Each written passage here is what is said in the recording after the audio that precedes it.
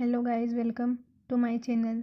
Episode की शुरुआत बिंदु से होती है। वो सुरभि की वीक निकालती है लेकिन वो नहीं निकलती है। फिर बिंदु कहती है कि दुर्गा तो नकली वीक लगाती थी ना, तो फिर ये निकल क्यों नहीं रही। और वो ताई से कहती है कि वो आके देखे। ताई आती है और उसके बाल खींचती है। फिर उसे सच बताने के लिए कहती है कि वो कौन है और उसे वो थप्पड़ मारने लगती है, लेकिन सुरभि उसका हाथ पकड़ लेती है। ताई गुस्से से कांपती है। सुरभि कहती है कि वो वही 14 साल की लड़की है जो अपने दोस्त के पास रहने आई थी, जिसने एक वादे के लिए खुद को बलिदान कर दिया। वो उस आदमी की पत्नी है जिसके साथ उसने पिछले 10 सालों से बहुत कुछ खेला है। उसने एक छोटी लड़की के वादे का मजाक बनाया। ये वादे तार की तरह कमज़ोर है लेकिन लोहे की तरह मजबूत है। उसने उस लड़की को उससे बदला लेने के लिए मजबूर किया, लेकिन वो वही सुरभि कार्तिक भंवरे है। ताई गुस्से में हंसती है। वो खुद को थप्पड़ मारती है और कहती है कि इस लड़की ने उसे बेवकूफ़ बनाया है। वो सुरभि पर थाली फेंकती है जो फर्श पर जाती है। वो कहती है कि 14 साल की उम्र से उसने अपने जीवन को नर्क बनाया। अगर उसने ताई पर जीत हासिल कर ली है तो वो क्या सोचती है कि वो जीत गई। ताई कहती है कि वो कार्तिक के सामने उसकी सच्चाई बता देगी तो क्या वो उसकी बात मान लेगा।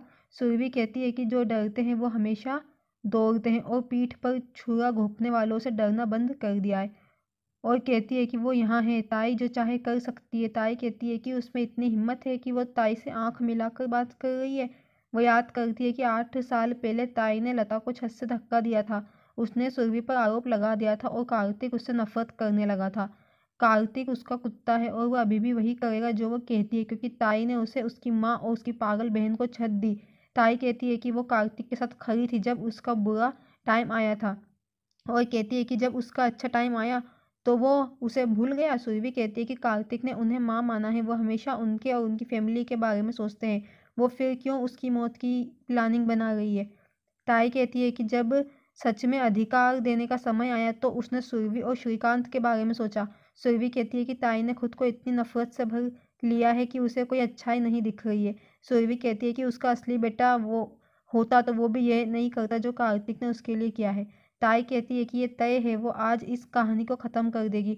वो सुरभि के नाटक और उसके फ़ोन पर बात करने के बारे में सोचती है और उसे अपना नाटक बोलती है। सुरभि कहती है कि उसने कार्तिक को ताई की असलियत बताने के लिए कसम खाई थी। कार्तिक ने कभी भी उस पर भरोसा नहीं किया, चाहे कुछ भी हो। उसने उसके मन में संदेह पैदा कर दिया ताकि वो सच्चाई का पता लगाने की कोशिश कर सके और ताई के मुंह से हर चीज़ खुद सुने, जैसे वो अभी सुन रहा है। दीवार के पीछे से कार्तिक दिखाई देता है। ताई और प्यारे उसे देखकर चौंक जाते हैं। उसने अपना चश्मा और नकली मूछें हटा दी। ताई उसे समझाने की कोशिश करती है लेकिन वो उसके पास से निकल जाता है और सुरभि के पास जाता है। सुरभि पूछती है कि क्या उसे अब भरोसा है, यदि उसकी आंखों पर से पर्दा उठ गया है।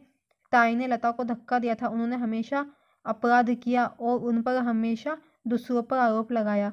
उन्होंने उसके भरोसे का हमेशा गलत इस्तेमाल किया। उसने उसे अपने ही वादे में कैद रखा और उसकी बेगुनाही का फ़ायदा उठाया। वो दुखी है कि उन्हें उनकी तरह ही उनके साथ विश्वासघात करना पड़ा। उसके पास कोई और रास्ता नहीं था। और कहती है वो कि उसे ना तो अपनी माँ पर भरोसा था और ना ही सुरभि पर। लता हमेशा चिल्लाती थी कि ताई ने उसे धक्का दिया। उसने ताई पर आंख बंद करके भरोसा किया कि जब तक ताई ये सब ना कबूल कर लेती उसने कभी किसी पर विश्वास नहीं करना था। उसके पास दो ही रास्ते थे, या तो वो टूट कर हार जाए या फिर सबका सामना करे।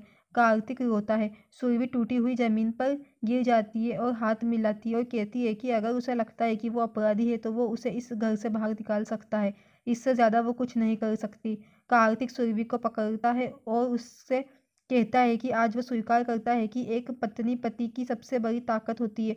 वो खुद को अपराधी मानता है। वो बदकिस्मत रहा है कि उसने अपनी पत्नी को पहचान नहीं पाया। वो उसे जानता था लेकिन उसे पहचान नहीं सका। वो अपनी गलती मानता है और उसे सुधारेगा। और कहता है कि एक पति सिर्फ 3 महिलाओं के सामने झुकता है, एक दुर्गा माँ, एक खुद उसकी माँ और तीसरी वो सुरभि के सामने घुटने टेकता है। वो कहता है कि आज उसका कार्तिक उसके सामने सिर झुकाए हुए है, आखिरी वादे के लिए कि वो कभी टूटने नहीं देगा। वो सिंदूर का डिब्बा लेता है और कहता है कि आज वो उसे प्यार करने का अधिकार मांगना चाहता है, उसे पत्नी कहने और सिर के मांग में सिंदूर भरने के लिए। वो उसे अपना खोया हुआ हक वापस लेने के लिए कहता है। वो उसकी मांग में सिंदूर भरता है और वो पीछे हो जाती है। कार्तिक चौंक जाता है। वो कहती है कि जिस अधिकार को आप मांग रहे हैं वो दिया नहीं जाता, हासिल किया जाता है। उसने इसे गलतियों के कारण खो दिया, उसे अब इसे हासिल भी करना होगा। अगर उसे आज दुर्गा बनना पड़ा तो ये ताई की वजह से नहीं बल्कि उसके भरोसे की कमी के कारण था। उसने ताई पर भरोसा इतना किया कि वो किसी पर भी भरोसा करना भूल गया। वो हेमा और बिंदु की खुशी में इतना खोया हुआ था कि उसने कभी अपनी बहन की परवाह नहीं की। उसे अधिकार वापस तभी मिलेगा जब वो इस रिश्ते की जड़ों को भरोसे के साथ लाएगा। ताई पर उसके भरोसे की कीमत उसकी माँ, उसकी बहन और उसकी पत्नी को चुकानी पड़ी।